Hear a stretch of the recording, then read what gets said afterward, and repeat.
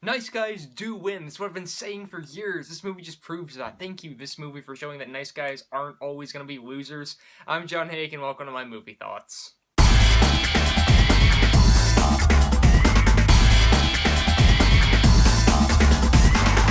Happy Death Day. So the premise to this movie is really intriguing. I thought the trailers were pretty decent, but the premise sounded great. It's what you see in the trailers. Basically, there's this girl played by Jessica Rothe, and what happens is she wakes up on her birthday. She goes about kind of the mundane, run-of-the-mill events of her day, but then at the end of the day, somebody in a baby mask kills her. She wakes up, it's still her birthday. It's the same day that she lived the first time, and then she goes through her day again. She's kind of confused. She gets killed at the end of the day by the same person in the baby mask, and then she wakes up the next day, and she's like, alright, so apparently I need to relive this day until I find out who my killer is, or why they're killing me, or something like that. And now we have our slasher mystery type of movie. And I say it's a slasher mystery type of movie, but this movie really has more fun in it than you might think. It's not a straight up suspense building, the score is building jump scare, something like that fast. This is actually a very entertaining movie about her trying to kind of uncover what's going on, while also dealing with the stuff that a normal college student would deal with. Oh, her friends are kind of these snobby people she doesn't really want to deal with that much. She's kind of trying to befriend or maybe have a romance with this kind of nice guy that she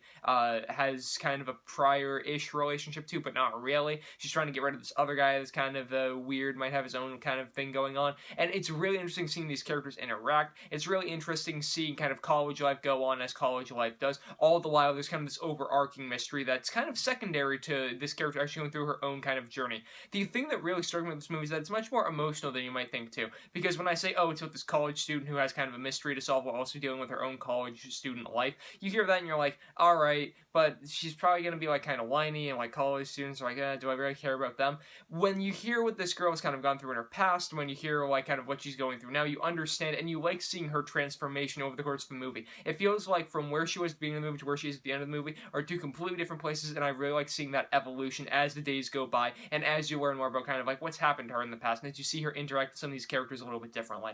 Jessica Rothe plays the main girl. She was great in the movie. She had some great attitude. She had some great comebacks. I really enjoyed her on screen, and she's on screen for probably 99% of this movie. Props to her, great job. The guy that plays Carter, the kind of maybe love interest, kind of maybe friend, he was great in the movie as well. So was pretty much the entire secondary cast. I really like the execution of this thing as well. Again, the great music in the background, some great directing, some great editing choices really played up the kind of fun aspects of the college life being seen, and I really like that you feel like you're kind of immersed in this world where you're trying to solve the mystery along with the character. You feel like kind of you're encountering these things too, or what would I do in that situation? It really brings you along for the ride, and I appreciate that very much. The flaw that I do have with this movie is that it's a bit predictable. Walking into this movie, I'd seen one trailer, and I'm like, do I know who the killer is already? And I kind of did. There were a secondary and kind of tertiary twists in it, but I kind of predicted those about 5 to 10 minutes before they happened as well. So the movie's a little bit predictable, but other than that, guys, I had a blast with Happy Death Day. I really thought it was one of those movies that I had a ton of